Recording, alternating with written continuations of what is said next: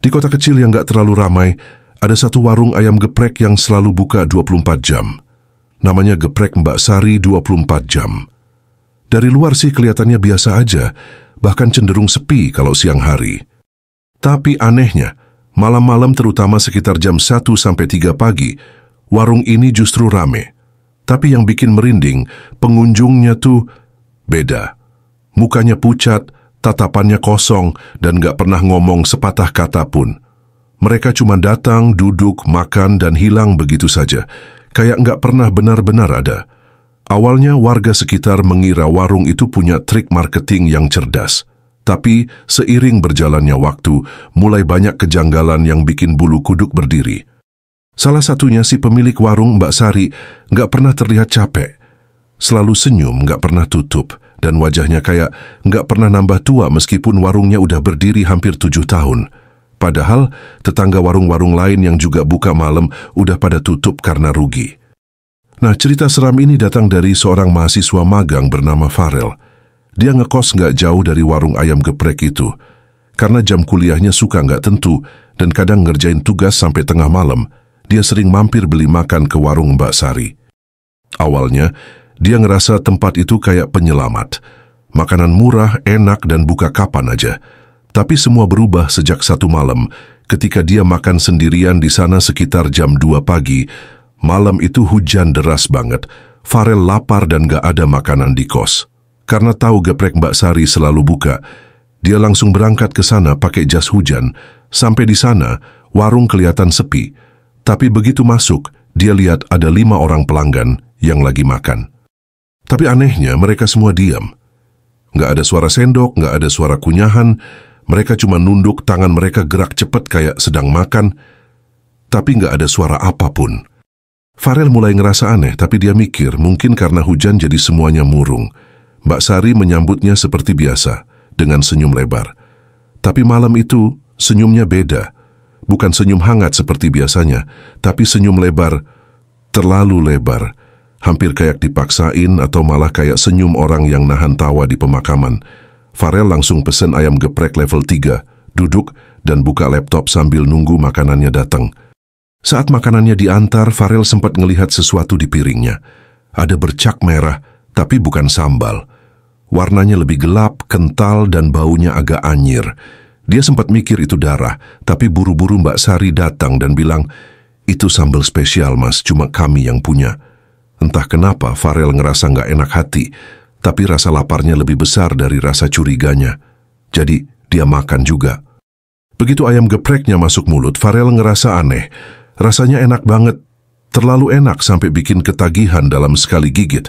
Tapi di saat yang sama ada rasa dingin yang menjalar di tengkuknya.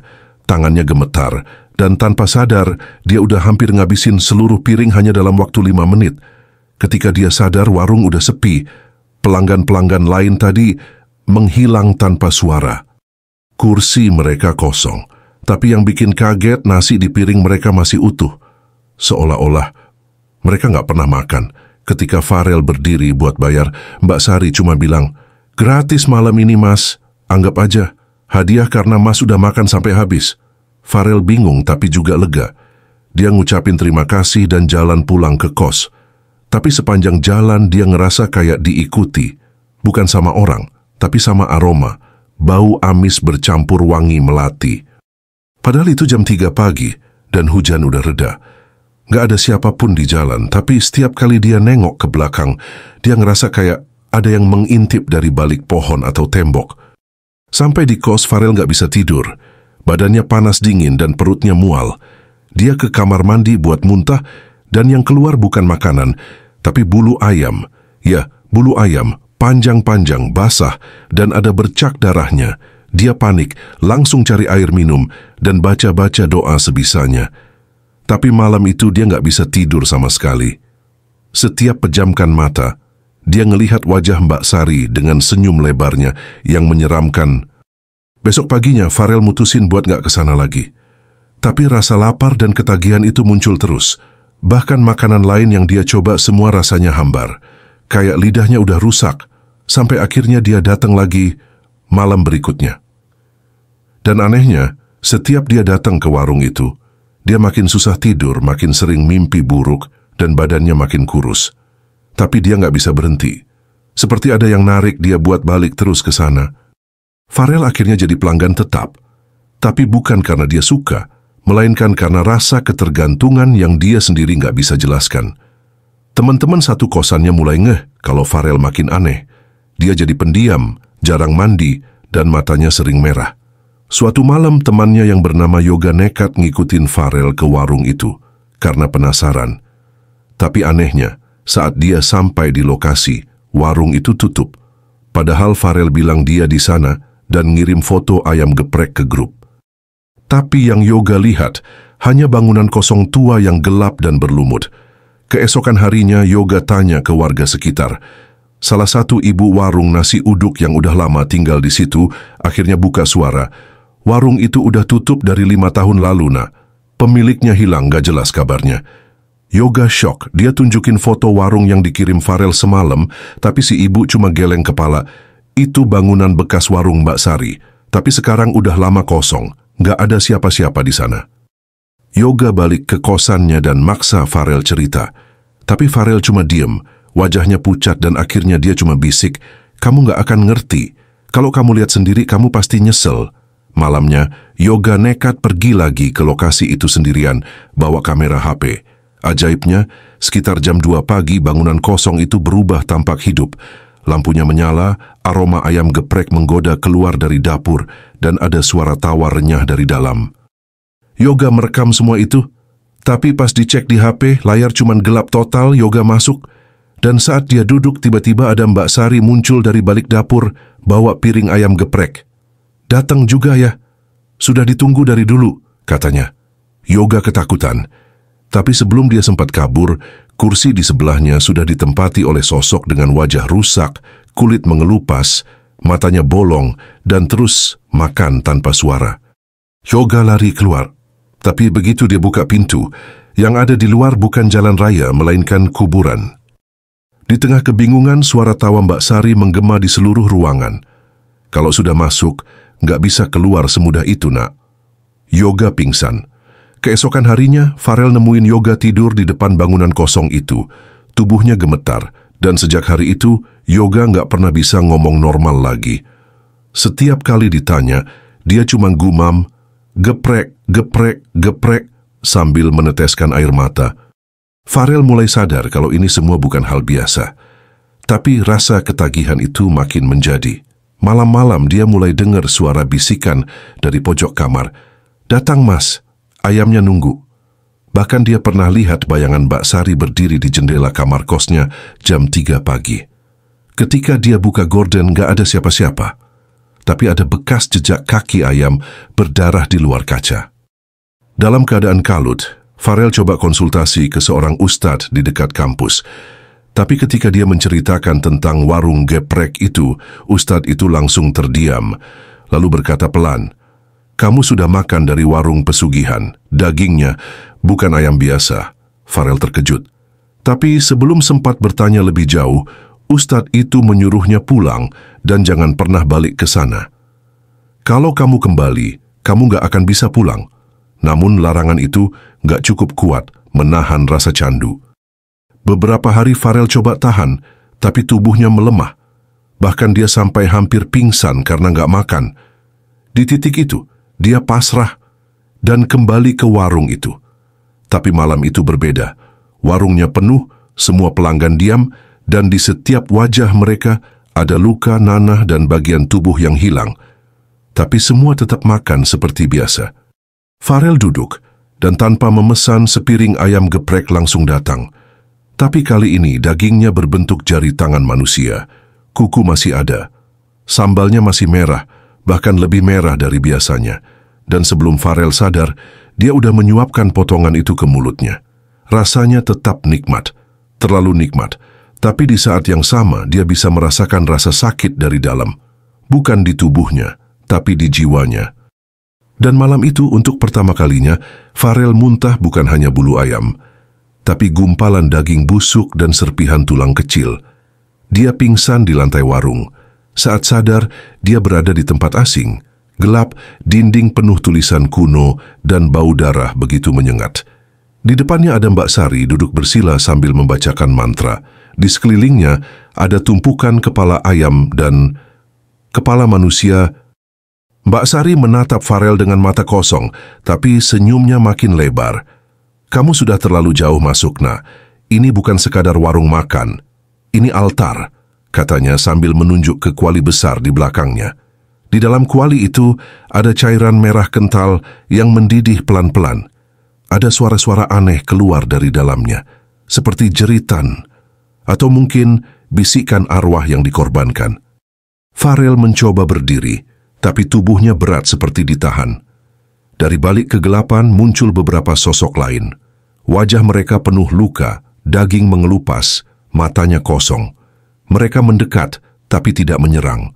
Mereka hanya menatapnya sambil bergumam lirih, "Selamat datang, selamat datang." Mereka adalah mantan pelanggan, mereka yang gagal keluar. Mbak Sari menjelaskan, warung ini berdiri dari tumbal. Setiap pelanggan yang terikat akan terus kembali dan menjadi bagian dari energi kegelapan yang memperkuat warung tersebut. Dalam 1 bulan, 1 jiwa harus dikorbankan, biasanya pelanggan paling setia. Tapi jika ada yang melanggar atau kabur, makhluk penjaga akan memburunya sampai kemanapun. Dan kamu, Farel, kamu pelanggan terbaik kami. Sudah waktunya kau tahu siapa dirimu sebenarnya. Mbak Sari memukul gong kecil di samping altar. Seketika, dinding bergetar. Dari balik batu-batu retak, muncul ukiran wajah, dan salah satunya adalah wajah Farel. Namun bukan hanya satu, ada 5, 10, 20 wajahnya. Semua mirip Farel. Farel menjerit, tapi Mbak Sari tertawa. "Kamu sudah di sini berkali-kali. Di setiap siklus 7 tahun kamu kembali, dan setiap kali kamu lupa siapa dirimu. Tapi kamu tetap kembali makan, karena jiwamu adalah bagian dari perjanjian." Ternyata, Farel adalah bagian dari tumbal lama, tapi karena dia terlalu kuat menolak mati, rohnya terus diulang, dimanipulasi, dan dijadikan magnet untuk memikat pelanggan baru. Ingatan Farel mulai pecah. Kilatan memori datang seperti badai. Ia melihat dirinya muda, lalu tua, lalu kembali muda. Di satu waktu, dia adalah pelanggan pertama, Mbak Sari. Di waktu lain, dia adalah pemuda yang mencoba membakar warung itu, tapi gagal. Jiwanya dipenjara dan terus diputar di siklus waktu yang sama. Ini bukan pertama kalinya dia merasakan semua ini, tapi dia selalu lupa. Tiba-tiba suara keras terdengar dari luar. "Allahu Akbar." Seorang pria tua masuk membawa kitab dan tasbih. Dialah ustadz yang pernah Farel datangi. Tapi kali ini, dia datang dengan 4 orang santri. Mereka mulai membaca ayat-ayat Al-Quran dengan keras. Dinding warung mulai bergetar.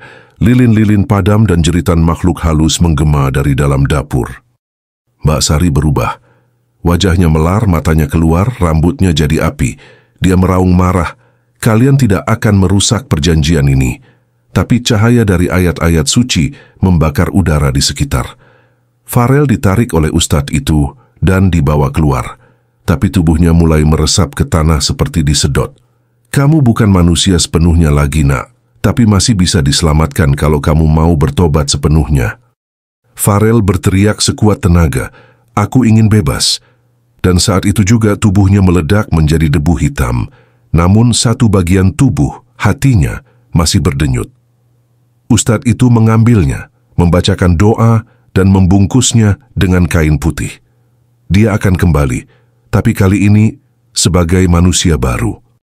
Beberapa bulan kemudian, warung itu terbakar sendiri. Tanpa sebab. Tidak ada warga yang tahu dari mana apinya berasal. Tapi setelah itu, tempat itu tidak pernah bisa dibangun lagi. Setiap tukang bangunan yang mencoba menggali pondasi selalu jatuh sakit atau melihat penampakan. Sementara itu, di kota lain, lahirlah seorang bayi laki-laki di sebuah rumah sakit kecil. Tidak ada yang tahu siapa orang tuanya. Tapi anehnya, dia punya tanda lahir di dada berbentuk ayam geprek. Perawat yang melihatnya hanya tertawa kecil dan berkata, "Lucu juga ya kayak ayam geprek," tanpa tahu kisah kelam di baliknya. Tapi malam itu, saat perawat menjaga si bayi, dia mendengar suara bisikan di telinga. "Tambah sambalnya, Mbak." Suaranya seperti dari dasar sumur. Saat dia menoleh, tak ada siapa-siapa, tapi kain putih si bayi mulai basah oleh tetesan minyak goreng panas yang entah dari mana datangnya. Keesokan paginya, bayi itu hilang dari ruang bayi. CCTV rumah sakit mendadak mati, dan di ruangannya ada bekas jejak kaki ayam berdarah di lantai keramik putih. Jejak itu mengarah keluar jendela dan hilang begitu saja. Beberapa tahun berlalu, dan muncul kabar dari daerah lain. Warung ayam geprek 24 jam baru dibuka. Pemiliknya adalah pria muda yang tidak banyak bicara, tapi punya resep sambal yang luar biasa nikmat. Warungnya ramai dan buka setiap malam, tanpa pernah tutup. Tapi ada yang aneh. Setiap 1 minggu sekali, ada kursi kosong yang disediakan di pojok ruangan. Tidak ada yang berani duduk di sana. Katanya, itu untuk tamu spesial. Dan siapapun yang coba duduk di kursi itu, selalu muntah darah keesokan harinya. Lalu hilang pemilik warung itu. Namanya juga Farel. Tapi dia tidak pernah mengaku asalnya. Setiap ditanya, dia hanya bilang, "Aku cuma ingin semua orang bisa makan ayam geprek terbaik seumur hidup mereka." Dan anehnya, semua pelanggan tetapnya sering bermimpi aneh. Tentang dapur gelap, tentang kuali besar, tentang tangan-tangan manusia yang dipotong. Tapi ketika mereka bangun, mereka tetap balik ke warung itu. Karena rasanya terlalu enak untuk ditolak. Seorang mahasiswa baru bernama Rama mendengar kabar ini dan tertarik mencoba. Ia datang malam-malam duduk di pojok dan memesan level 5. Saat ayam geprek itu datang, dia langsung makan lahap, lalu pingsan. Ketika bangun, dia ada di dapur. Di dapur itu, dia melihat kuali besar, persis seperti di mimpi. Dan dari balik kuali, muncul seorang pria muda. Senyumnya lebar, tapi matanya kosong. "Selamat datang, pelanggan baru. Sekarang, giliranmu jadi bagian dari rasa..." Rama menjerit, tapi semua sia-sia. Malam itu satu pelanggan hilang dan warung itu semakin ramai keesokan harinya. Semakin banyak yang datang, semakin banyak yang kecanduan. Hingga suatu hari, seorang anak kecil menatap papan nama warung itu dan bertanya, "Ma, kenapa nama warung geprek 24 jam?" Sang ibu menjawab, "Mungkin bukannya selalu 24 jam, nak.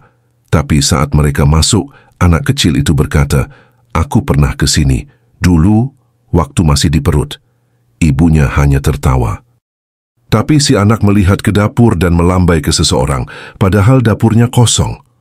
"Itu tante yang suka masak daging jari," katanya sambil tersenyum. Ibu si anak pun pucat, dan mereka buru-buru pergi. Warung ayam geprek itu masih ada hingga kini. Buka 24 jam. Resep sambalnya nggak bisa ditiru siapapun. Tapi setiap pelanggan yang jadi langganan, suatu hari pasti hilang tanpa jejak. Dan di dapur di balik kuali besar, suara Mbak Sari masih bisa terdengar. "1 jiwa lagi agar tetap buka 7 hari ke depan. Jika kamu suatu malam melewati warung ayam geprek yang terlalu ramai padahal jam 3 pagi, coba cek dulu. Kalau kamu mencium bau sambal yang terlalu harum dan melihat ada kursi kosong di pojok ruangan, jangan duduk di sana. Karena mungkin malam itu kamu pelanggan yang sedang ditunggu."